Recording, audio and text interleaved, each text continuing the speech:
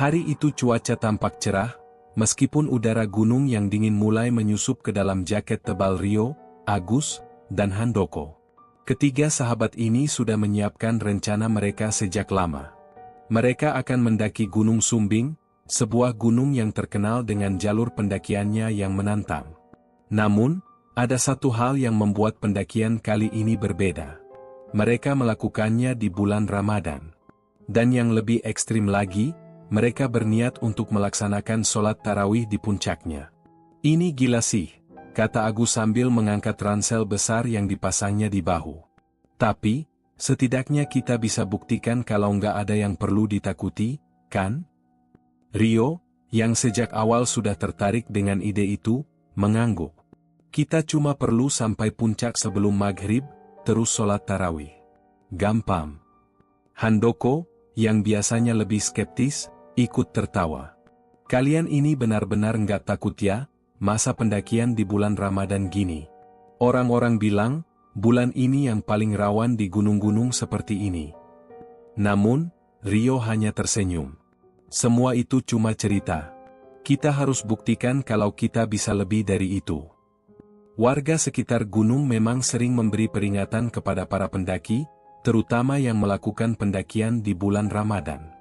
Ada banyak cerita yang beredar tentang fenomena aneh di gunung itu pada bulan suci, tentang orang-orang yang menghilang secara misterius, tentang suara-suara aneh yang terdengar di tengah malam, bahkan ada yang mengatakan bahwa gunung ini dihuni oleh makhluk gaib yang hanya menunggu saat yang tepat untuk mengganggu pendaki.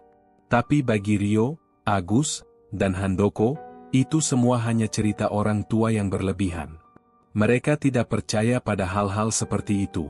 Dengan semangat yang tinggi, mereka mulai mendaki, melewati jalur yang mulai curam. Di sekeliling mereka, hutan tampak rimbun dan sepi. Setiap langkah membawa mereka lebih jauh dari kehidupan sehari-hari, semakin mendekat pada puncak yang mereka tuju. Di tengah hutan yang lebat, mereka hanya bisa mendengar suara langkah kaki mereka yang bergema dan terkadang suara kicauan burung yang hampir terdengar samar-samar.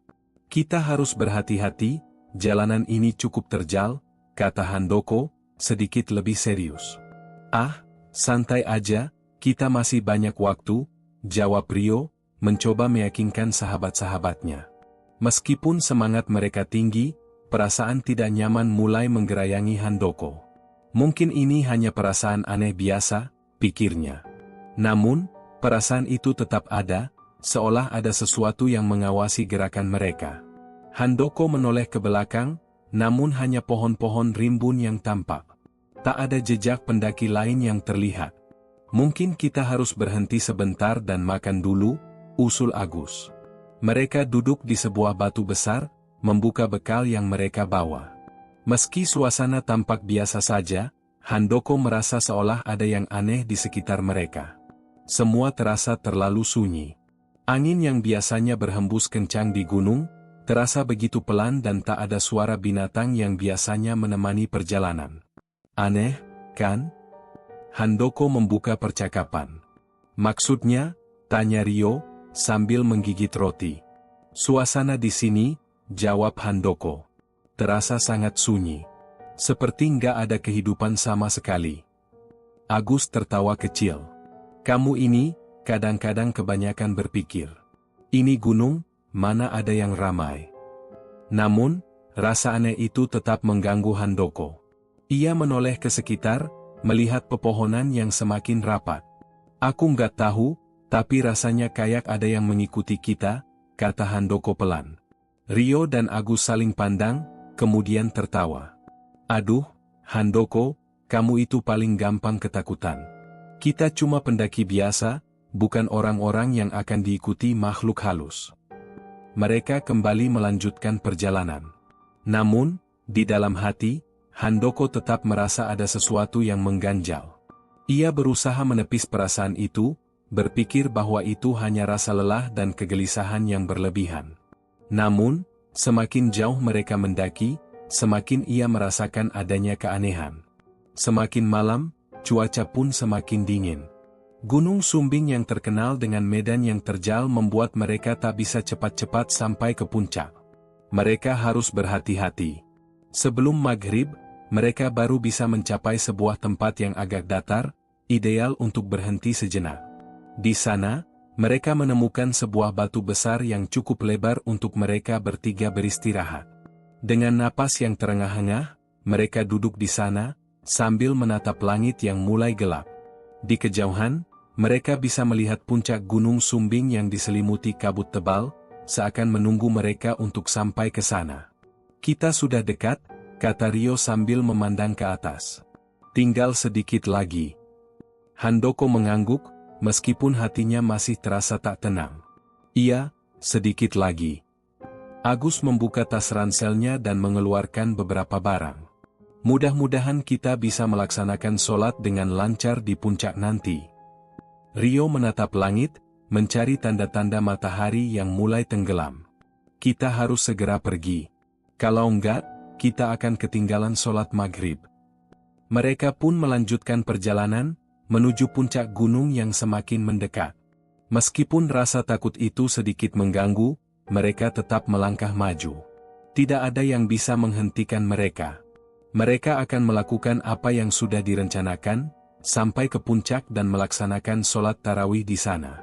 Namun, saat mereka melanjutkan perjalanan, mereka tidak tahu bahwa langkah mereka akan membawa mereka pada sebuah kejadian yang tidak pernah mereka bayangkan sebelumnya. Sebuah kejadian yang akan mengubah hidup mereka selamanya. Malam itu, di tengah perjalanan menuju puncak, mereka menemukan sesuatu yang tak terduga.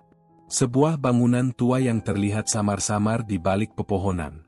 Sebuah surau yang sepertinya sudah lama tidak digunakan. Tanpa berpikir panjang, mereka memutuskan untuk memasuki tempat itu, tidak tahu bahwa apa yang menunggu mereka di dalam akan membawa mereka pada kegelapan yang lebih dalam dari yang pernah mereka bayangkan. Malam semakin pekat ketika Rio, Agus, dan Handoko mendekati bangunan yang terlihat di kejauhan. Surau itu tampak sepi dan terlupakan, terhalang oleh pepohonan besar yang mengelilinginya. Tak ada tanda-tanda kehidupan di sekitar tempat itu, hanya udara dingin dan hening yang menambah kesan suram. "Ini surau atau tempat tinggal orang?" tanya Handoko, suaranya sedikit ragu. Agus yang berada di depan mengangkat bahu. "Kayaknya surau deh. Lihat aja arsitekturnya, ada kubahnya, walaupun tua dan sedikit rusak." Rio menatap bangunan itu lebih seksama. Surau tua ini tampak usang, dengan cat dinding yang sudah mengelupas dan atap yang tampak rapuh. Di sekitarnya, tanaman liar tumbuh bebas, menambah kesan bahwa tempat ini sudah lama tidak digunakan. Namun, ada sesuatu yang aneh. Di antara kesunyian yang ada, surau ini seolah memancarkan aura yang tidak biasa, seperti ada yang menarik mereka untuk mendekat. "Kita masuk aja, kayaknya bisa istirahat sebentar. Lumayan buat persiapan sholat," ujar Rio, mencoba menghilangkan perasaan gelisah yang mulai tumbuh di dalam hatinya. Tanpa banyak bicara, mereka bertiga melangkah masuk menuju surau tersebut. Pintu kayu yang sudah usang itu terbuka dengan sendirinya begitu mereka mendekat. Meskipun kaget karena pintu yang terbuka tanpa ada angin, mereka tetap melangkah masuk. Di dalam, suasananya jauh lebih gelap dari yang mereka bayangkan. Hanya ada sedikit cahaya yang masuk melalui celah-celah dinding, memberikan sedikit penerangan di ruang utama. Aroma kayu yang lembab dan bau tanah yang khas menyentuh hidung mereka. Namun, ada satu hal yang cukup mengejutkan, tempat ini terlihat rapi. Meskipun usang, lantai surau itu bersih, tidak seperti yang mereka duga. Tidak ada debu tebal atau sampah yang berserakan. Seorang lelaki tua muncul dari balik tirai, mengenakan jubah putih panjang dan kopiah yang tampak sederhana, tetapi bersih. Wajahnya terlihat tenang, meskipun kulitnya tampak keriput dan matanya memancarkan tatapan yang dalam. "Selamat datang, anak-anak muda," ujarnya, suaranya dalam dan terkesan ramah, tetapi ada sesuatu yang membuat Rio merasa jantungnya berdegup lebih cepat. "Kami hanya mampir untuk istirahat, Pak. Kami hendak melanjutkan perjalanan menuju puncak Gunung Sumbing," jawab Rio, mencoba terdengar santai meskipun perasaan aneh semakin menguasai dirinya. Lelaki tua itu tersenyum dan mengangguk. "Silakan, silakan. Tempat ini memang jarang dikunjungi," namun selalu terbuka bagi siapa saja yang ingin beristirahat dengan niat yang baik. Jika kalian ingin beribadah, surau ini juga selalu siap. Agus, yang merasa agak terheran-heran dengan sambutan yang begitu ramah di tempat sepi ini, bertanya, "Apa Bapak tinggal di sini sendirian?" Lelaki itu mengangguk pelan. "Ya, saya tinggal di sini. Sudah lama." Lalu ia melanjutkan, "Kalau kalian ingin sholat, saya bisa memimpin. Malam ini, kebetulan saya sedang menunggu jamaah." Handoko menoleh ke Rio dan Agus. Suasana ini terasa makin aneh. Bagaimana mungkin ada orang yang tinggal di tempat terisolasi seperti ini? Dan kenapa lelaki tua itu seolah tahu mereka akan datang dan sholat? Namun, karena rasa lelah mulai menguasai mereka, dan niat untuk melaksanakan sholat semakin mendalam, mereka pun mengangguk dan memutuskan untuk ikut sholat di surau itu. Mereka tidak ingin menunda ibadah mereka hanya karena rasa ragu yang belum bisa mereka jelaskan. Mereka mulai menata tempat di lantai, mempersiapkan diri untuk sholat. Sementara itu, lelaki tua itu bergerak dengan tenang menuju bagian depan surau, duduk di depan mereka, siap untuk memimpin sholat. Rio merasakan ketegangan yang tidak bisa ia jelaskan. Surau ini terlalu sepi, terlalu gelap, dan terasa terlalu kosong untuk tempat yang dikatakan ramah. Meski demikian, ia mencoba untuk mengusir perasaan itu. "Ayo, kita sholat saja," katanya sambil duduk dengan posisi yang benar. Lelaki tua itu mulai melafalkan takbir dengan suara yang dalam dan menggema. "Allahu Akbar," ucapnya pelan. Rio, Agus, dan Handoko segera mengikuti, memulai sholat seperti biasa. Namun, begitu mereka memasuki gerakan pertama, suasana surau mulai terasa semakin aneh. Seiring dengan setiap gerakan mereka dalam sholat, ada perubahan yang mulai terasa di udara. Suara gemericik angin yang seharusnya bisa mereka dengar dari luar, kini terdiam. Yang terdengar hanya detak jantung mereka sendiri, yang semakin cepat seiring berjalannya waktu. Agus yang berada di saf belakang mulai merasa tidak nyaman. Ada perasaan yang menyesakkan di dada, seperti ada yang salah dengan surau ini. Ia menoleh ke kanan dan kiri, dan yang ia lihat membuatnya hampir tak percaya. Jamaah di sekitar mereka, yang tidak ia kenal, mulai bergerak dengan cara yang tidak wajar. Beberapa di antaranya tampak seperti membelakangi kiblat, ada yang bergerak tanpa mengikuti gerakan sholat yang benar, dan yang lebih mengerikan lagi, ada beberapa wajah yang tampaknya tidak memiliki ekspresi sama sekali, hanya kosong. Agus menggigil. Matanya tertuju pada barisan depan, di mana jamaah yang berada di sana semakin tampak aneh. Mereka bukan lagi orang biasa, melainkan seperti sosok-sosok yang entah dari mana berasal. "Apa yang terjadi?" gumam Agus pelan, tapi suara itu seolah tenggelam dalam kebisuan surau yang semakin mencekam. Rio yang merasa ada yang aneh mulai panik. Ia mencoba untuk berbalik dan melihat ke arah Handoko, tapi tubuhnya terasa berat, seolah ada kekuatan yang menahannya. Ia ingin bergerak, tapi tidak bisa. Seperti ada sesuatu yang mengikat tubuhnya untuk tetap dalam posisi yang sama. Sementara itu, suara imam yang biasanya lantang dan jelas dalam membaca ayat-ayat suci, mulai berubah. Suaranya terdengar semakin parau, dan ucapan-ucapannya menjadi gumaman yang tidak bisa dimengerti. Itu bukan suara bacaan Al-Quran lagi, melainkan suara yang asing dan menakutkan, seperti mantra yang tidak dikenali. Handoko, yang mulai merasa kaku dan sesak, berusaha menahan ketakutannya.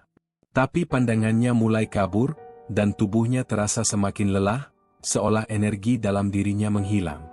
Seperti ada yang menyedotnya, perlahan, semakin lama semakin dalam. Mereka bertiga kini terperangkap di dalam ritual yang tidak mereka pahami. Ritual yang tidak mereka duga akan membawa mereka jauh lebih dalam dari sekadar pendakian gunung. Dan malam itu, mereka akan menghadapi kenyataan yang jauh lebih menyeramkan dari sekadar cerita mitos yang pernah mereka dengar. Rio, Agus, dan Handoko semakin merasa terjebak dalam sesuatu yang tak mereka pahami. Mereka tidak tahu apakah ini hanya perasaan takut yang berlebihan, atau ada sesuatu yang benar-benar janggal di tempat ini. Namun, yang jelas, suasana di surau itu semakin tidak nyaman. Pada awalnya, suara imam yang melantunkan takbir terdengar begitu biasa, namun kini berubah menjadi gumaman yang semakin lama semakin mengganggu telinga mereka. Itu bukan lagi suara bacaan Al-Quran. Bukan lagi suara solat yang mereka kenal. Itu lebih terdengar seperti mantra yang tidak pernah mereka dengar sebelumnya. Rio menegakkan tubuhnya, berusaha fokus, meskipun terasa seperti ada sesuatu yang mempengaruhi pikirannya. Seluruh tubuhnya terasa berat, seperti ada tangan tak kasat mata yang menahan setiap gerakannya. Meskipun ia ingin segera berhenti, tubuhnya seolah tidak bisa bergerak, terikat dalam gerakan yang sudah tidak bisa dipahami. Agus yang berada di belakang, mulai merasakan hal yang sama. Kepalanya terasa berdenyut, napasnya sesak, dan matanya tidak bisa berhenti memandang para jamaah di depan. Para jamaah yang tampaknya bergerak dengan cara yang aneh, dengan gerakan yang tidak wajar. Beberapa bahkan tampak seperti membelakangi kiblat, menundukkan kepala mereka ke arah yang berbeda, seakan mereka tidak sedang melakukan solat sama sekali. Agus menatap tajam ke arah imam yang sedang memimpin solat. Wajah lelaki tua itu tampak semakin kabur di matanya.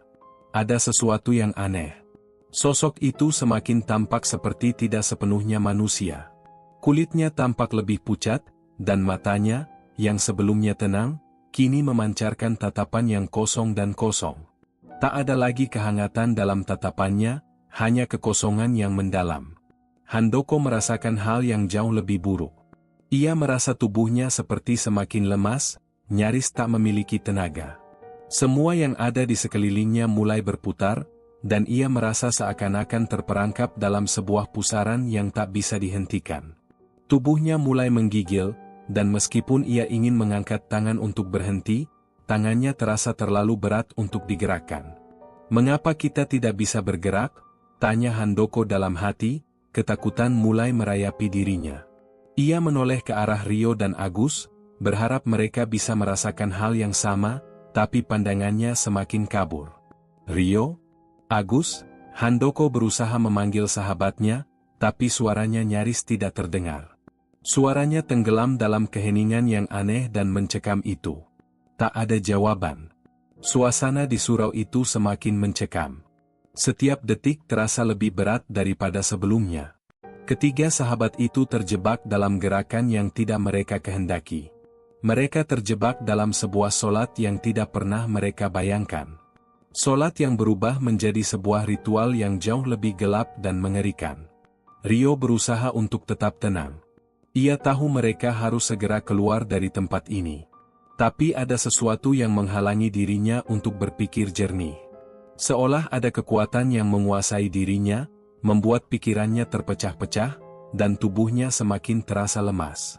Saat ia berusaha membuka matanya, ia melihat hal yang paling menakutkan dalam hidupnya. Di barisan paling depan, beberapa jamaah yang sedang sholat tidak memiliki wajah. Hanya ada ruang kosong yang menyeramkan di tempat seharusnya wajah mereka berada. Rasa takut itu semakin menguasai Rio. Ia mencoba untuk berdoa dalam hati, berharap agar ada sesuatu yang bisa membebaskannya. Namun, semakin ia berdoa, semakin ia merasa tubuhnya tidak bisa bergerak. Seperti ada kekuatan yang menahannya, mengikatnya di tempat itu. Agus, yang merasakan hal yang sama, mulai memikirkan untuk berlari keluar. Namun, saat ia berbalik untuk berdiri, ia mendapati kakinya tidak bisa bergerak. Ia ingin berteriak, ingin berlari, tetapi suaranya terperangkap dalam tenggorokan. Rasanya seperti ada sesuatu yang menahan setiap gerakan tubuhnya. Ia merasa terikat, seolah tubuhnya sedang diperintah oleh sesuatu yang tidak dapat ia pahami. Kenapa ini bisa terjadi? Pikir Agus, ketakutan. Kita hanya ingin sholat, hanya ingin istirahat sebentar, kenapa jadi begini?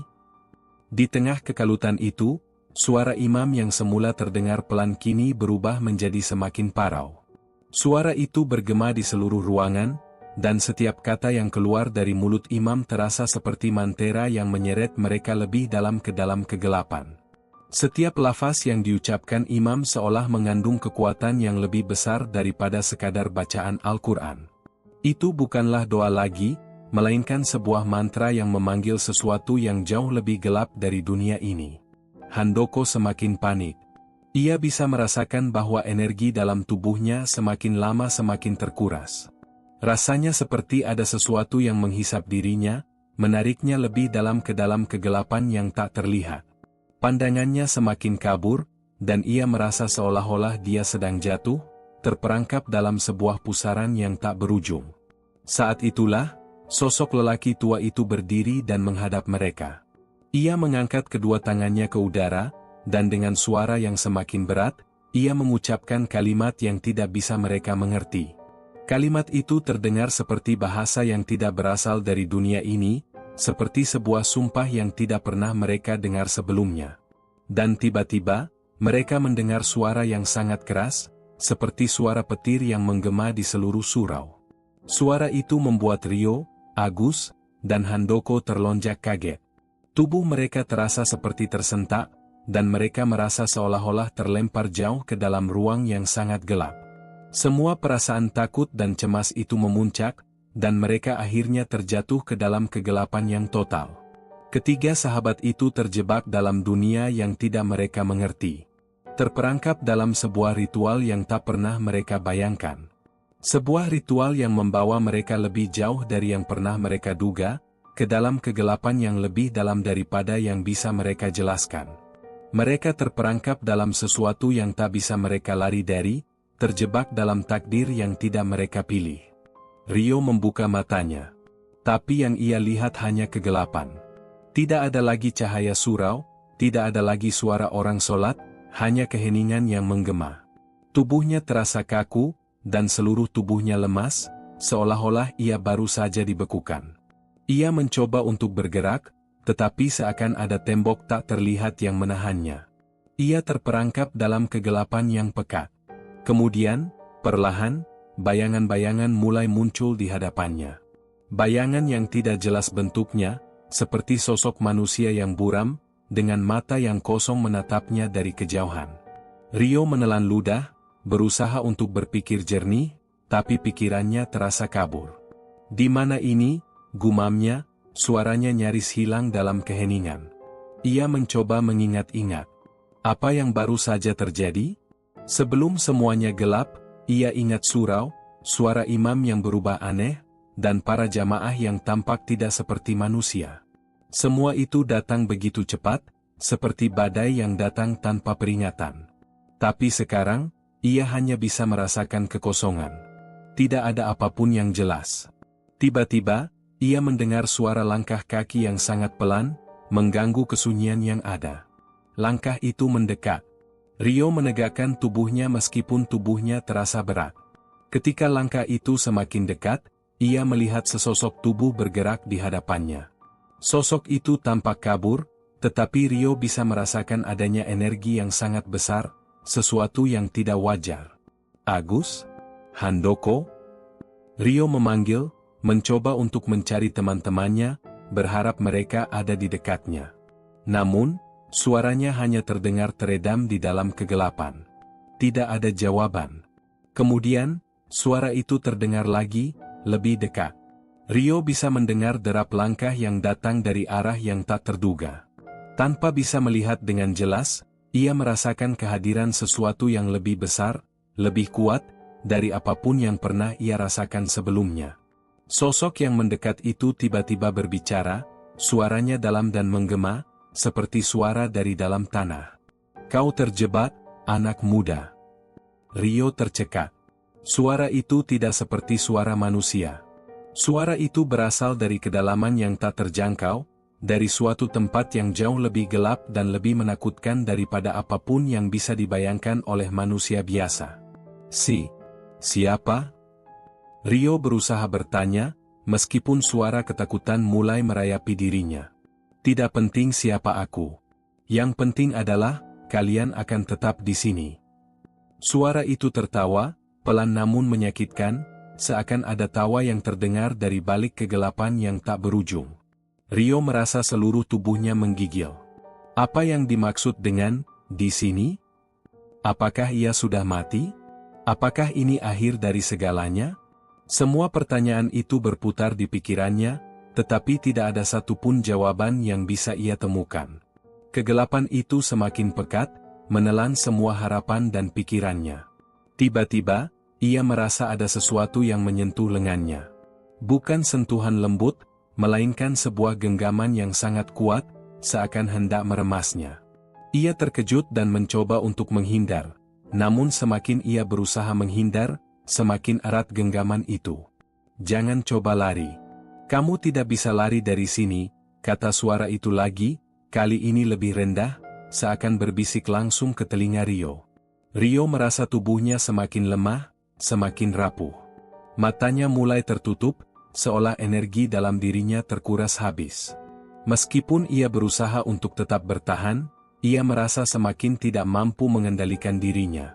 Sesuatu dalam kegelapan itu sedang menariknya lebih dalam. Beberapa detik kemudian, ia mendengar suara yang lebih familiar, suara langkah kaki teman-temannya, Agus dan Handoko. Rio berusaha untuk memanggil mereka, tetapi mulutnya terasa terkunci. Tidak ada suara yang keluar. Matanya mulai kabur, dan tubuhnya terasa semakin terperangkap dalam kegelapan itu. Agus muncul di hadapannya, tetapi Agus tidak tampak seperti dirinya. Wajah Agus kosong, matanya tidak memancarkan cahaya apapun, hanya kosong, seperti seonggok daging yang tak bernyawa. Handoko muncul di sampingnya, dengan ekspresi yang sama, hampa, kosong, tak ada kehidupan di sana. "Agus? Handoko?" Rio berteriak dalam hati, mencoba untuk membuat mereka mendengar, tetapi tak ada reaksi dari keduanya. Mereka hanya berdiri diam di sana, menatap Rio dengan tatapan kosong. Akhirnya, sosok lelaki tua itu muncul kembali dari balik kegelapan. Wajahnya yang pucat tampak semakin kabur, semakin jauh dari manusia. Ia berjalan perlahan menuju Rio, dan ketika ia berdiri tepat di depannya, ia berkata, "Kalian sudah terpilih. Tidak ada jalan keluar. Tidak ada yang bisa selamat dari sini." Rio merasa jantungnya hampir berhenti berdetak. Ia ingin melawan, ingin berteriak, tetapi tubuhnya terasa begitu lemah. Setiap gerakan terasa seperti perjuangan yang sia-sia. Apa yang sedang terjadi? Apa yang mereka alami sekarang? Semua perasaan itu bercampur menjadi satu, rasa takut, kebingungan, dan ketidakberdayaan. Kemudian, sosok lelaki itu mengangkat tangannya, dan dengan gerakan perlahan, ia memulai sebuah mantera lagi, mantera yang semakin lama semakin kuat, semakin menghimpit dada Rio, semakin menyedot kekuatannya.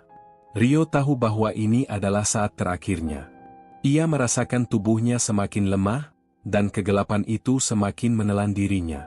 Namun, meskipun ia tahu tak ada yang bisa dilakukan lagi, ia masih berharap, harapannya mungkin sangat kecil, bahwa teman-temannya masih bisa menyadarkan dirinya. Tapi semuanya terlambat.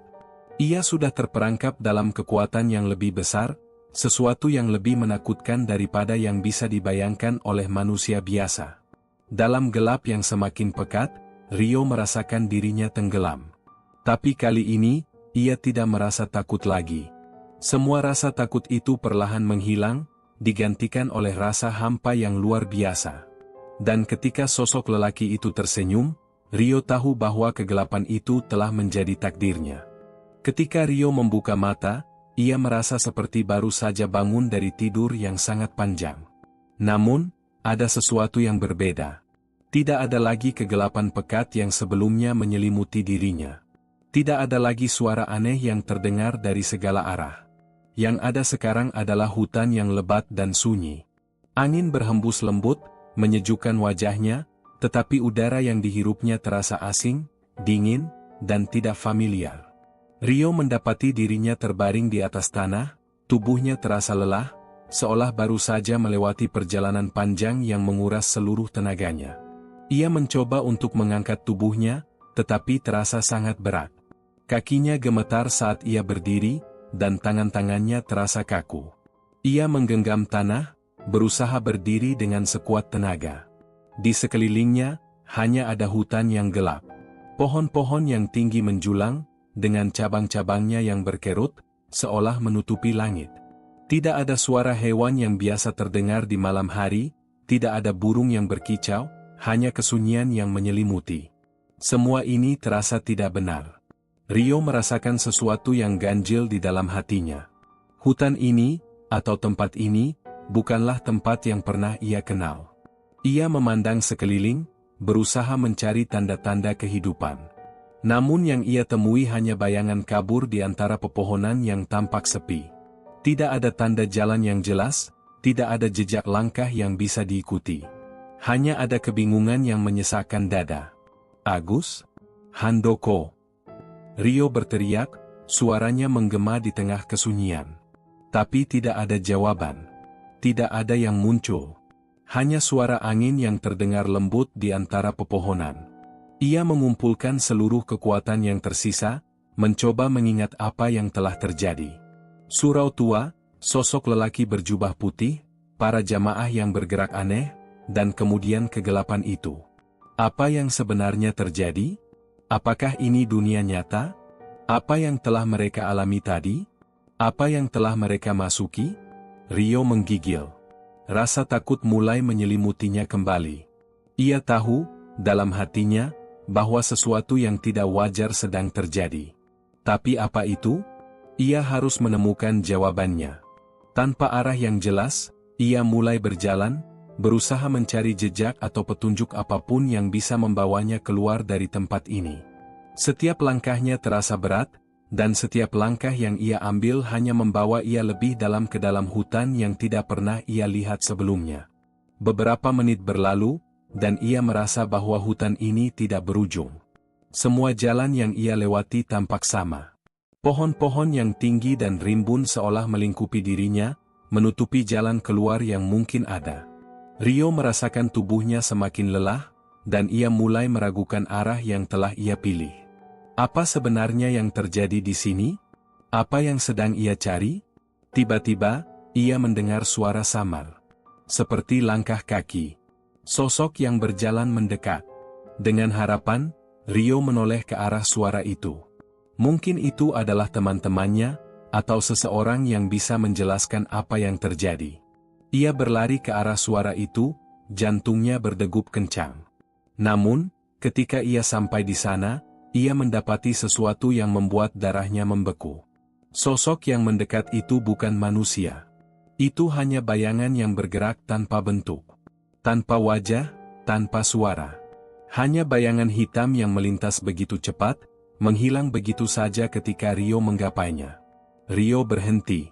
Ia tidak tahu apakah yang baru saja ia lihat adalah halusinasi, atau sesuatu yang jauh lebih buruk. Tapi satu hal yang ia tahu, ia tidak bisa terus berjalan tanpa arah. Sesuatu yang jauh lebih gelap sedang mengawasinya. Ia menarik napas dalam-dalam, berusaha menenangkan dirinya. Pikirannya berputar-putar, mencoba menemukan jalan keluar dari kebingungannya. Ia harus menemukan Agus dan Handoko. Mereka pasti ada di sini, entah di mana. Mereka tidak bisa hilang begitu saja, kan? Lalu, suara itu kembali terdengar, suara langkah kaki yang semakin mendekat. Rio berbalik lagi, berharap kali ini itu adalah teman-temannya.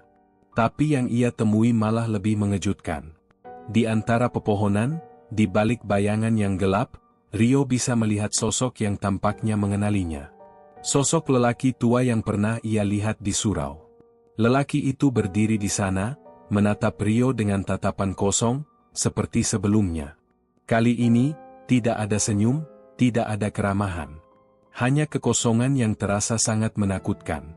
"Kau sudah kembali, anak muda," suara lelaki itu bergema di sekitar Rio, lebih dalam dari sebelumnya. "Terlalu cepat. Kau belum siap untuk keluar." Rio mundur beberapa langkah, ketakutan merayapi dirinya. "Siapa kamu? Apa yang sedang terjadi?" Suaranya hampir terhenti, terhalang oleh rasa takut yang begitu mendalam. Lelaki itu tidak menjawab, hanya menggerakkan tangannya dengan lambat, seolah memberi isyarat untuk mengikuti arah yang tidak bisa Rio lihat. Namun, tanpa peringatan, lelaki itu melangkah maju, seolah mengundangnya untuk mengikuti. "Jangan coba lari, anak muda," kata lelaki itu, suaranya semakin berat. Kau sudah terjebak di tempat ini. Tempat yang bukan lagi milik dunia yang kau kenal. Rio mencoba berbalik, ingin melarikan diri. Namun, kakinya terasa terikat. Seperti ada sesuatu yang menahan setiap gerakan tubuhnya. Ia berusaha untuk melawan, untuk keluar dari cengkeraman yang semakin kuat itu. Tapi tubuhnya terasa lemah, dan hatinya mulai ragu. Apa yang sebenarnya sedang terjadi? Di mana ia berada? Mengapa ia tidak bisa keluar dari tempat ini? Setiap langkah terasa sia-sia, seperti ia berjalan dalam lingkaran yang tak berujung. Lelaki itu mendekat lagi, menatap Rio dengan tatapan yang lebih dalam, seakan menembus jiwanya. Kamu belum tahu, tapi waktumu sudah dekat. Kamu dan teman-temanmu akan tinggal di sini selama yang kalian inginkan.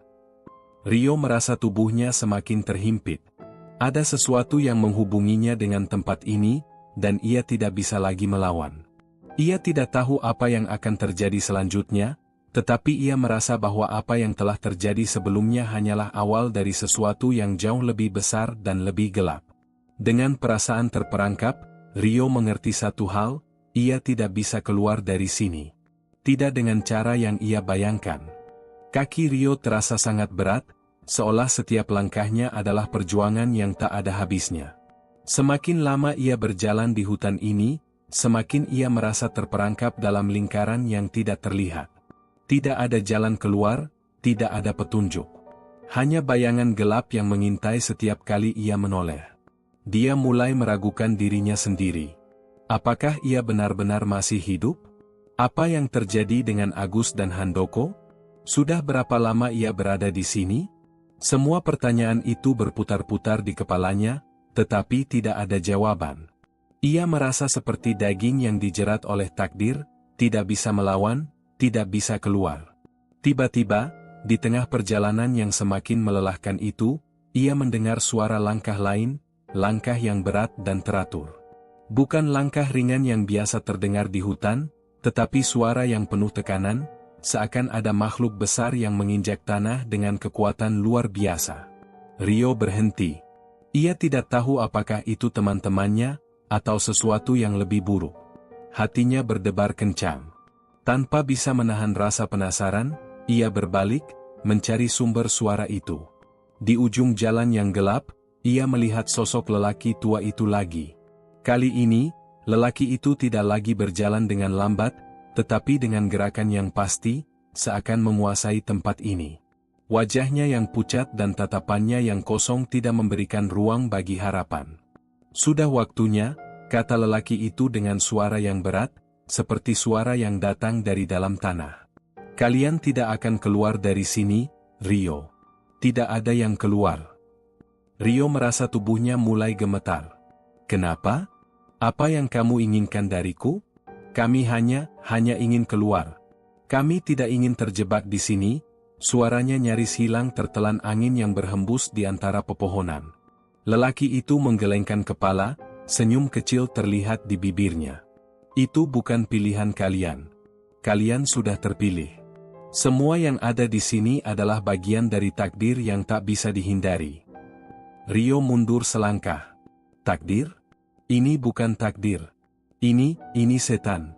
Ini bukan dunia yang benar, teriaknya, suara yang penuh dengan ketakutan dan kemarahan. Lelaki tua itu hanya diam, tetapi tatapannya semakin dalam, seolah mencoba mengerti apa yang ada di dalam diri Rio. Semua ini sudah ditentukan. Kalian datang ke sini dengan niat yang salah. Kalian meremehkan tempat ini. Tempat yang bukan milik kalian. Dan sekarang, kalian harus membayar harga atas ketidaktahuan itu. Tidak. Rio membentak, menggerakkan tubuhnya untuk melawan. Kami hanya ingin mendaki. Kami hanya ingin sholat. Kami tidak tahu apapun tentang ritual atau pesugihan atau apapun itu. Lelaki itu mengangkat tangan, dan tiba-tiba, di sekitar mereka, hutan itu berubah. Pohon-pohon tampak bergerak, kabut tebal mulai menggelayuti tanah, dan suara-suara aneh terdengar dari segala arah. Semua itu menciptakan suasana yang semakin mencekam. Rio merasa tubuhnya semakin terhisap oleh kegelapan yang datang dari segala arah. Tidak ada yang namanya kebetulan di sini, Rio. Kalian datang untuk mencari yang lebih tinggi, dan sekarang kalian harus membayar harga itu. Rio merasakan jantungnya berdegup semakin kencang. Bayar harga? Apa maksudmu? Lelaki tua itu menatapnya tajam. Dunia ini memiliki aturan yang tidak kalian ketahui. Ada kekuatan yang mengikat segalanya, termasuk kehidupan kalian. Kalian, Rio, sudah terikat dalam jalinan yang lebih besar, yang tak bisa kalian hindari. Dan kini, kalian akan menjadi bagian dari kekuatan itu. Seperti yang lain. Tiba-tiba, tubuh Rio terasa semakin berat. Langkahnya tak lagi mantap, dan ia merasa seakan sedang ditarik ke dalam tanah. Rasanya seperti ada sesuatu yang merayap dari bawah tanah, mengikat kakinya, menahannya agar tak bergerak. Ia berusaha melawan, tetapi kekuatan itu terlalu besar. Kalian harus memilih. Suara lelaki itu kembali terdengar, lebih dalam, lebih menakutkan. Apakah kalian akan menyerah pada takdir ini, atau kalian akan menjadi bagian dari ritual yang lebih besar? Sebuah pengorbanan yang akan menjaga keseimbangan dunia ini. Rio mencoba untuk berbicara, mencoba untuk mencari jalan keluar, tetapi kata-kata itu terasa terperangkap di tenggorokannya. Bagaimana bisa ia memilih? Apa yang ia hadapi? Semua ini terlalu aneh untuk dimengerti. Tiba-tiba, ia merasa tubuhnya terangkat. Tanpa peringatan, ia terlempar ke depan, jatuh ke tanah dengan keras. Kepala Rio terbentur tanah, dan ia merasa seluruh dunia berputar. Ketika ia membuka mata, ia mendapati dirinya berada di sebuah tempat yang jauh lebih gelap. Tidak ada pohon, tidak ada langit. Hanya ada kekosongan yang tak terbatas, yang semakin menekan dirinya. Lelaki itu muncul di depannya, tatapannya penuh dengan kekuatan yang tak bisa dipahami Rio. Ini adalah pilihanmu. Sekarang kamu akan melihat apa yang akan terjadi pada teman-temanmu.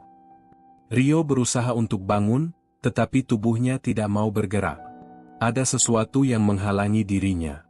Sesuatu yang membuatnya tidak bisa melakukan apapun. Hanya ada dirinya dan lelaki itu, dalam keheningan yang tak terkatakan. Teman-temanmu, lelaki itu melanjutkan, mereka juga akan menerima bagian mereka. Kalian semua terikat oleh takdir ini, dan tidak ada yang bisa keluar. Tiba-tiba, suara-suara itu muncul lagi. Suara langkah kaki, langkah yang berat dan teratur. Di antara bayangan gelap, Rio melihat Agus dan Handoko muncul. Mereka berjalan pelan, tubuh mereka terlihat lemah dan tidak bernyawa. Wajah mereka kosong, seperti wajah orang yang sudah kehilangan jiwanya. Agus, Handoko. Rio berteriak, tetapi suara itu hanya menghilang begitu saja.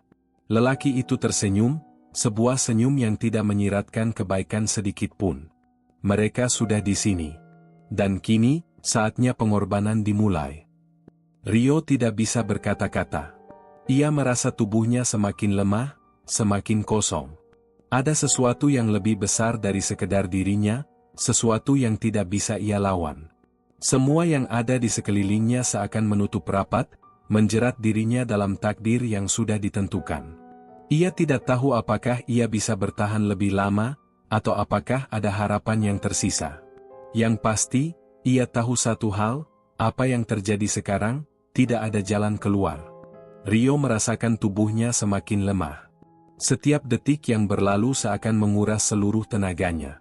Ia tidak bisa berpikir jernih, hanya ada rasa ketakutan yang merayapi dirinya. Agus dan Handoko sudah berada di hadapannya, berjalan dengan langkah pelan, seperti makhluk yang tidak lagi hidup sepenuhnya. Wajah mereka kosong, tidak ada lagi kehidupan di dalamnya. Mereka bukan teman yang Rio kenal, mereka hanyalah bayangan dari mereka yang dulu. Agus, Handoko. Rio merintih, berusaha untuk mendekati mereka, tetapi kakinya terasa tertahan, seperti ada kekuatan tak kasat mata yang menahannya. Lelaki tua itu berdiri di belakangnya, tetap diam, dengan tatapan kosong yang menembus jauh ke dalam dirinya. Tidak ada kebingungan di wajahnya. Dia tahu apa yang sedang terjadi. Seakan semuanya sudah ditulis, dan Rio hanya sebuah peran dalam cerita yang lebih besar. Teman-temanmu sudah terpilih, kata lelaki itu, suaranya berat, penuh dengan kekuatan yang tidak bisa ditentang. Mereka sudah menjadi bagian dari kesepakatan ini, sama seperti dirimu. Semua yang ada di sini, mereka sudah memilih untuk tinggal di dalam bayanganku, di dalam dunia yang berbeda. Rio ingin berteriak, ingin melawan. Ia ingin mengingatkan lelaki itu bahwa mereka tidak pernah memilih ini, bahwa mereka hanya ingin mendaki gunung, sholat di puncaknya. Itu saja. Tapi kata-kata itu terhenti begitu saja. Ia tidak bisa melawan kenyataan yang kini semakin jelas di depannya. Handoko dan Agus berhenti sejenak, mereka tidak menatap Rio. Mereka hanya berdiri, tubuh mereka terbalut dalam kegelapan yang semakin pekat. Rio mencoba menggapai mereka, tetapi setiap kali ia bergerak, bayangan itu semakin menjauh. Apa yang kalian inginkan? Rio bertanya dengan suara yang hampir tak terdengar, tubuhnya terasa begitu lemah. Kenapa ini terjadi pada kami? Lelaki itu mengangkat tangannya, dan tiba-tiba seluruh tempat itu terasa berputar. Tanah, pohon-pohon, dan langit, semuanya seperti berputar dalam satu lingkaran besar. Rio merasa dunia ini semakin hilang kendali, seperti ada sesuatu yang sedang menghisapnya. Tidak ada yang bisa dihentikan, Rio, suara lelaki itu menggema, semakin dalam, semakin berat. Kalian tidak pernah benar-benar mengerti apa yang kalian cari. Dan kalian tidak akan pernah bisa keluar dari sini. Hukum yang mengikat tempat ini jauh lebih kuat dari apa yang kalian tahu. Rio berusaha untuk bertahan, berusaha untuk berdiri. Tapi setiap langkah yang ia ambil hanya membuatnya semakin terjerat.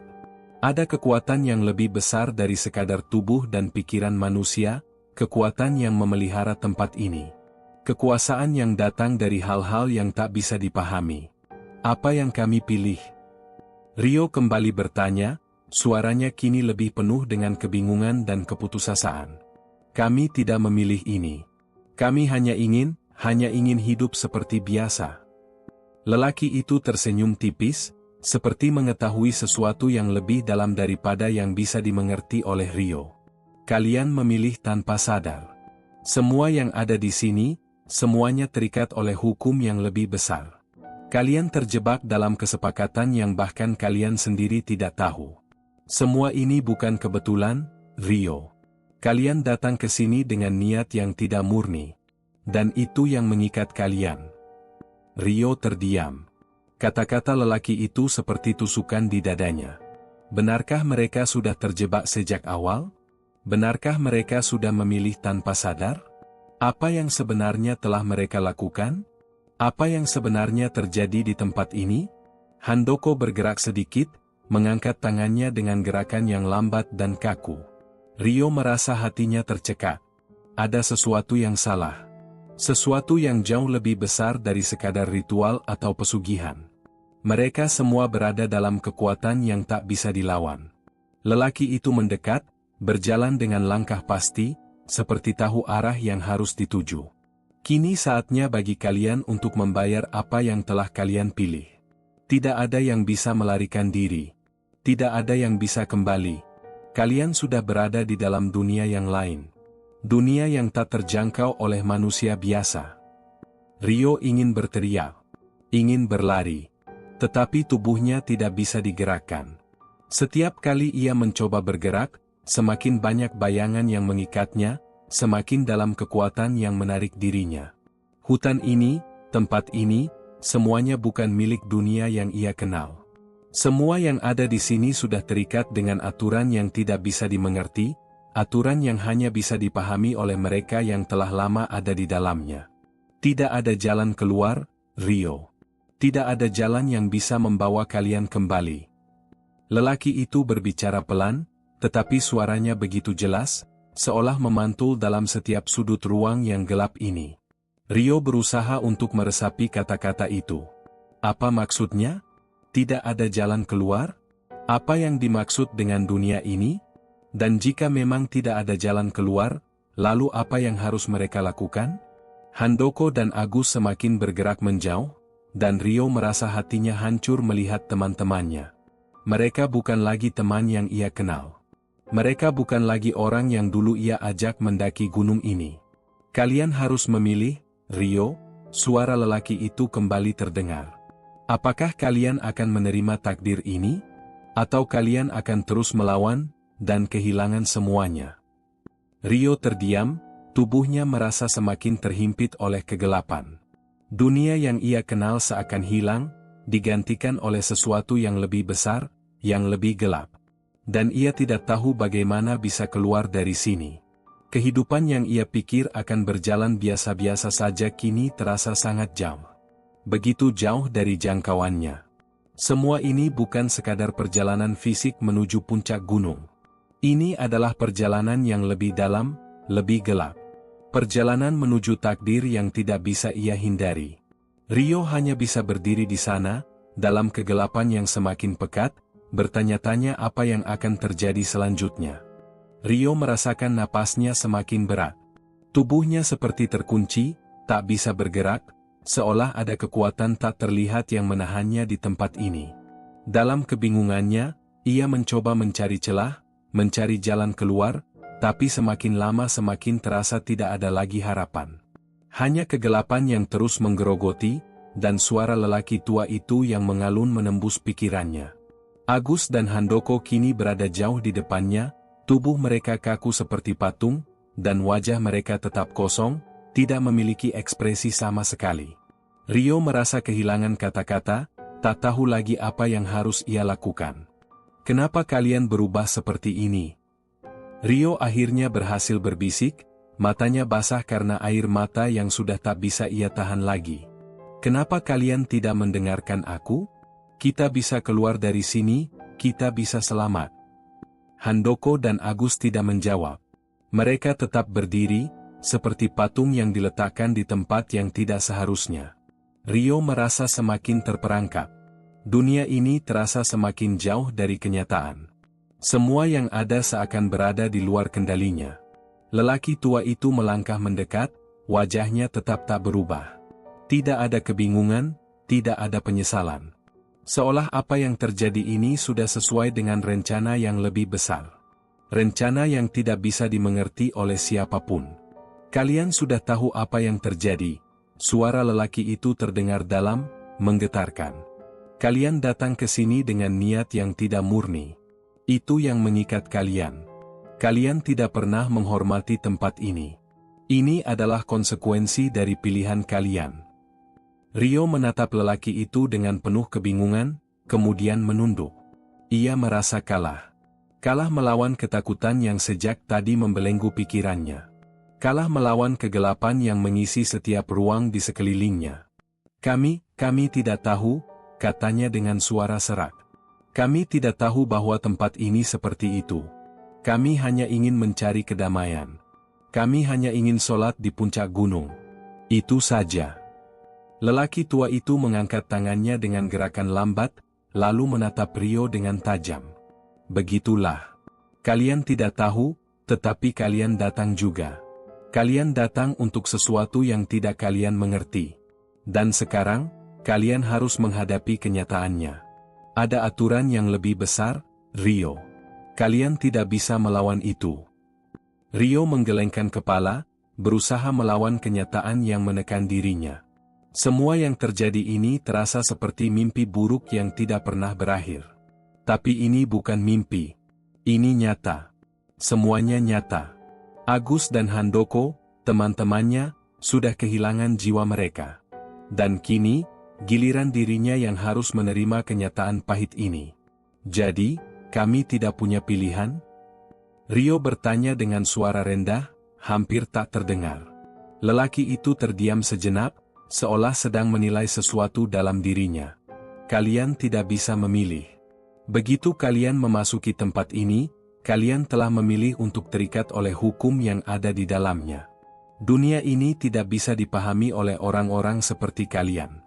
Kalian datang ke sini dengan niat yang salah, dan kini kalian harus membayar harga itu. Rio merasa dadanya sesak, seperti ada beban berat yang terus mengikisnya. Apakah memang begini akhirnya? Apakah mereka memang terkutuk hanya karena sebuah keputusan kecil yang tidak mereka sadari? Apa yang akan terjadi pada kami?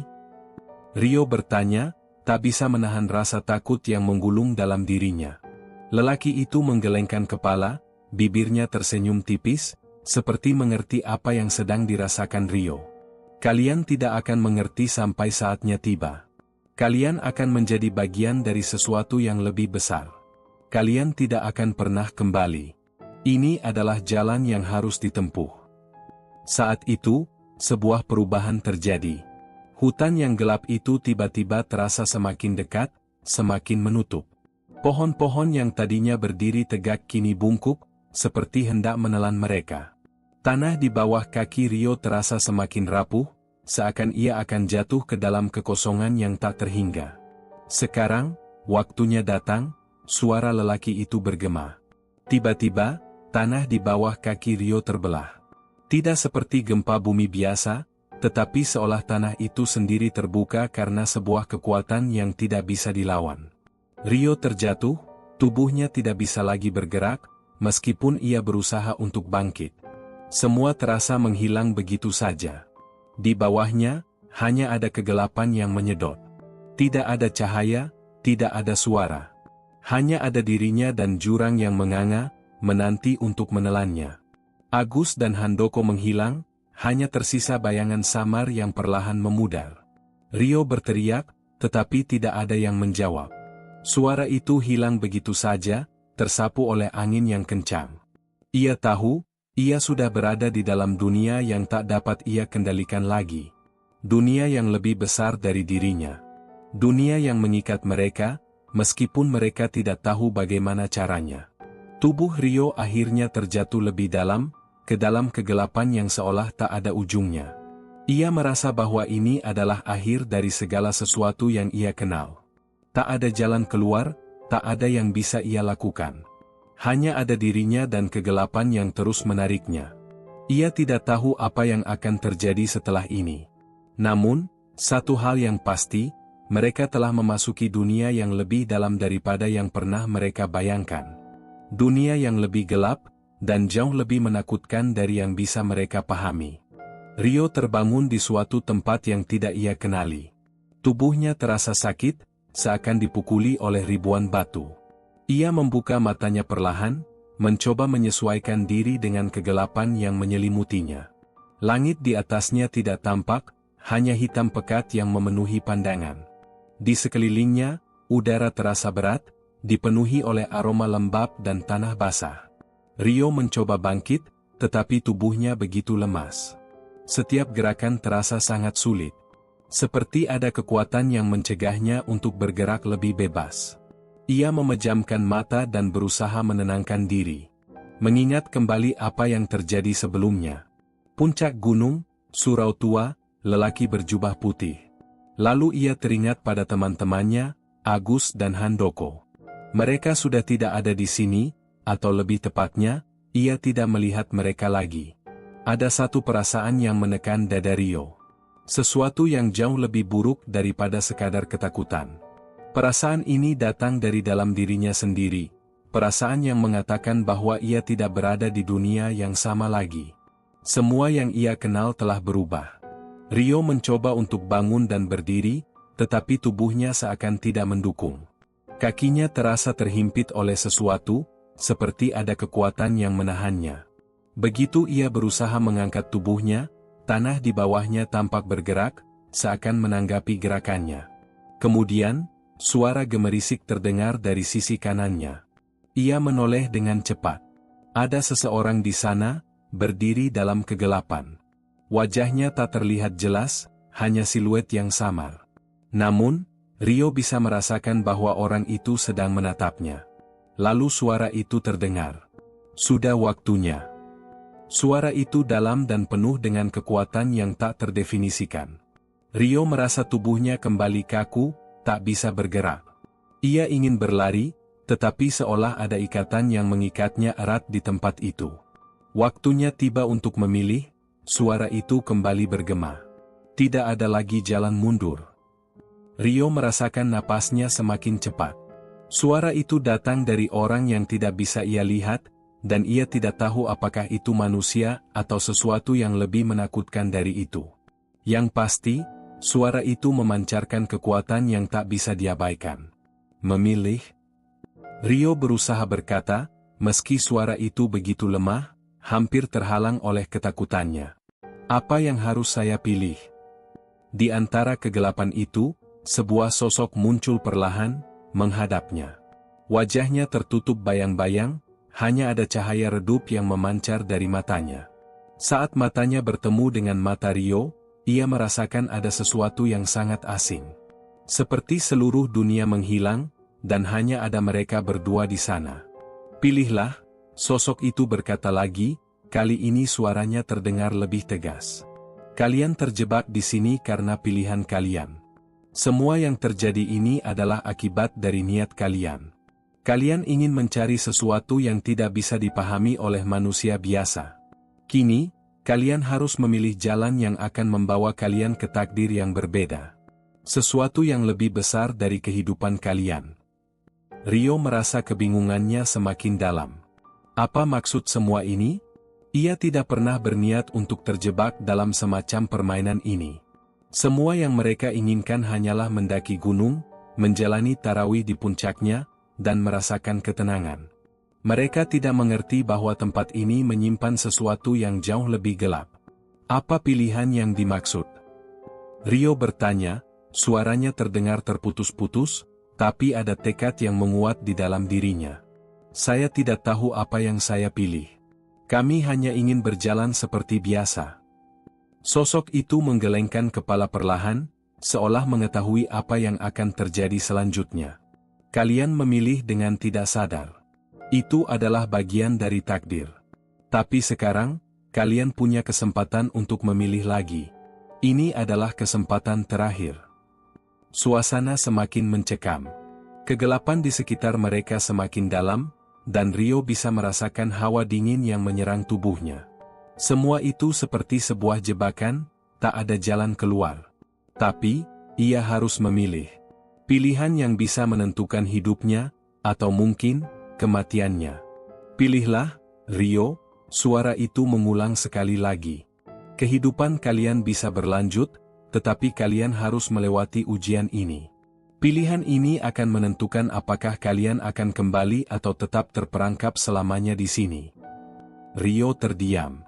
Kepalanya berputar dengan cepat. Apa yang harus ia pilih? Mengapa pilihan ini terasa sangat berat, seakan ia sedang dipaksa untuk memilih antara dua dunia yang tidak pernah ia kenal? Ia berusaha meraba ingatannya. Apa yang bisa ia lakukan? Apakah ada cara untuk kembali ke dunia yang dulu, dunia yang ia kenal? Lalu ia menyadari sesuatu. Semua yang terjadi ini tidak bisa dijelaskan dengan logika. Semua ini lebih besar dari sekadar perjalanan fisik atau ritual agama. Mereka telah terseret ke dalam sesuatu yang tidak bisa mereka kontrol. Tapi satu hal yang Rio tahu pasti, ia tidak bisa tinggal di sini selamanya. Ia harus memilih. Jika saya memilih untuk pergi, apa yang terjadi? Rio bertanya, suaranya kini lebih penuh dengan keberanian. Sosok itu tidak langsung menjawab. Ia hanya diam, seolah menimbang jawaban yang tepat. Setelah beberapa detik yang terasa begitu panjang, sosok itu akhirnya berkata, jika kamu memilih untuk pergi, kamu harus meninggalkan semua yang kamu kenal. Kamu akan melupakan semua yang terjadi di sini. Kamu akan kembali, tapi tidak sebagai dirimu yang dulu. Kamu akan hidup di dunia yang berbeda. Rio mengerutkan kening. Apa maksudnya? Apakah ada kehidupan lain yang menanti mereka di luar sana? Apakah mereka benar-benar bisa keluar dari tempat ini dan melupakan semua yang mereka alami? Apa yang harus saya lakukan? Rio bertanya lagi, kali ini dengan rasa cemas yang menggebu di dadanya. Sosok itu hanya tersenyum tipis, senyum yang penuh misteri. Kamu hanya perlu memilih, Rio. Pilihlah dengan hati yang bersih. Pilihlah dengan pemahaman yang lebih dalam. Rio menatap sosok itu, matanya penuh kebingungan. Tetapi, jauh di dalam hatinya, ia tahu bahwa pilihan ini adalah akhir dari segala sesuatunya. Ini adalah keputusan yang akan mengubah hidupnya selamanya. Rio tidak tahu sudah berapa lama ia berada di tempat ini. Waktu seperti berhenti, hanya ada dirinya dan sosok itu. Setiap detik terasa seperti berabad-abad. Kegelapan di sekitar mereka semakin pekat, seakan menelan seluruh alam semesta. Semua suara menjadi hening, kecuali detak jantung Rio yang semakin cepat. Pilihan. Hanya itu yang ada dalam pikirannya. Pilihan untuk kembali, atau terus terperangkap dalam dunia ini. Sepertinya itu adalah satu-satunya jalan keluar. Tapi, setiap pilihan yang ia ambil memiliki konsekuensi yang tak bisa dipahami. Apa yang akan terjadi jika ia memilih salah? Apa yang akan terjadi jika saya memilih untuk tetap di sini? Rio akhirnya bertanya, suara penuh rasa penasaran. Sosok itu diam sejenak. Tidak ada jawaban, hanya ketenangan yang semakin menekan. Namun, Rio merasakan sebuah perasaan asing, seperti ada sesuatu yang berat menimpanya. Ia merasa ada kekuatan yang sedang menilai dirinya, memeriksa setiap pilihan yang ada di dalam pikirannya. Jika ia memilih untuk tinggal di dunia ini, apa yang akan terjadi? Akankah ia menjadi bagian dari sesuatu yang lebih besar, seperti yang dikatakan sosok itu? Atau justru ia akan terjebak selamanya, terperangkap dalam kegelapan yang tidak pernah bisa ia tembus? Tidak ada yang tahu jawabannya. Setiap keputusan tampak berisiko, dan tidak ada yang bisa memprediksi akibatnya. Kemudian, sosok itu berbicara lagi, kali ini dengan nada yang lebih dalam, seperti mengandung sesuatu yang jauh lebih berat. Jika kamu memilih untuk tetap di sini, suara itu bergema, kamu akan menjadi bagian dari apa yang telah kamu cari. Kamu akan mengerti lebih banyak daripada yang kamu inginkan, tetapi kamu juga akan kehilangan semuanya. Tidak ada yang akan mengingatmu, Rio. Tidak ada yang tahu bahwa kamu pernah ada. Rio merasa seolah dunia ini semakin terjauh. Apa maksud dari kata-kata itu? Ia berpikir tentang teman-temannya, tentang orang-orang yang pernah mengenalnya. Jika ia memilih untuk tinggal di sini, apakah ia akan melupakan semua itu? Apakah dunia luar akan melupakan keberadaannya? Ia menutup matanya, berusaha untuk berpikir jernih. Seluruh tubuhnya terasa kaku. Setiap helaan napas seolah menjadi lebih berat, seolah ia sedang dipaksa untuk memilih antara dua dunia yang tidak bisa dipahami. Sosok itu tidak menjawab pertanyaannya langsung. Ia tahu bahwa keputusan ini bukan hanya sekedar memilih satu di antara dua jalan. Ini lebih dari itu. Ini tentang meninggalkan semuanya yang ia kenal. Dan jika saya memilih untuk kembali, tanya Rio, suara kali ini terdengar lebih berat, penuh harapan. Sosok itu mengangguk pelan. Jika kamu memilih untuk kembali, kamu akan melupakan apa yang terjadi di sini. Kamu akan kembali seperti semula. Dunia yang kamu kenal akan terbuka untukmu. Namun, kamu akan membawa bekas dari semua ini. Bekas yang tak akan pernah bisa hilang. Kamu akan hidup, tapi ada yang hilang dari dirimu. Sebuah bagian dari dirimu akan tetap terjebak di sini, meski kamu tidak tahu itu. Rio menggigit bibirnya. Pilihan itu memang sulit. Ia bisa kembali ke dunia yang ia kenal, tetapi dengan harga yang tinggi. Ada sesuatu yang akan hilang dari dirinya, meski ia tidak tahu apa. Sesuatu yang mungkin tak akan pernah bisa ia temukan lagi. Dia mengingat kembali perjalanan mereka ke Gunung Sumbing. Semua itu dimulai dengan niat yang sederhana. Hanya ingin menjalankan tarawih di puncak gunung. Namun, kini, semuanya berubah. Mereka telah terjerat dalam sesuatu yang jauh lebih besar daripada yang bisa mereka bayangkan. Tidak ada jalan keluar yang sempurna, Rio, sosok itu melanjutkan. Apa yang kamu pilih akan menentukan siapa kamu selamanya. Tidak ada yang tahu apa yang akan terjadi setelah ini. Semua orang yang pernah memilih untuk datang ke sini, tidak ada yang kembali seperti semula. Pilihanmu akan mengubah takdirmu. Rio merasakan perasaan yang berat sekali, lebih berat dari yang pernah ia rasakan sebelumnya. Kegelapan ini terasa semakin menelan dirinya, tetapi di satu sisi, ada secercah cahaya di kejauhan. Apakah ia bisa kembali? Apakah ia bisa meninggalkan tempat ini dan melupakan semuanya yang sudah terjadi? Tidak ada yang tahu jawabannya. Namun, dalam dirinya, Rio merasa bahwa pilihan ini adalah titik balik yang akan menentukan siapa dia setelah ini. Apa yang akan ia pilih, akan membawa dirinya ke sebuah kehidupan baru yang tidak pernah ia duga sebelumnya. Jadi, apa yang harus saya lakukan? Rio akhirnya bertanya, suaranya penuh keputusasaan. Sosok itu tidak menjawab dengan kata-kata. Sebaliknya, ia hanya mengulurkan tangan, perlahan, seakan menunggu Rio untuk memilih. Di ujung jari-jari tangan itu, Rio bisa merasakan sebuah kekuatan yang begitu besar, sesuatu yang tak terungkapkan oleh kata-kata. Sesuatu yang bisa merubah segalanya. Dengan ragu, Rio melangkah maju, mendekat pada tangan yang terulur. Setiap langkah terasa begitu berat, tetapi di dalam hatinya, ada keyakinan yang mulai tumbuh. Ia tahu bahwa tidak ada pilihan yang benar-benar aman. Tapi satu hal yang pasti, ia harus memilih. Saat telapak tangannya menyentuh tangan sosok itu, tiba-tiba semuanya berubah. Seperti sebuah ledakan kecil yang mengguncang seluruh alam semesta. Rio merasa dirinya tersedot, tubuhnya berputar, dan seketika dunia itu lenyap dari pandangannya. Lalu, seketika itu juga, dia terjatuh. Bukan ke dalam jurang, bukan ke dalam kegelapan. Tetapi ke dalam dunia yang jauh lebih nyata. Dunia yang terasa asing, tetapi juga familiar. Dunia yang dulu ia kenal. Dunia yang kini terasa berbeda. Namun, Rio tidak tahu apakah ia benar-benar kembali. Ataukah ia hanya terperangkap dalam pilihan yang sama sekali baru. Tamat.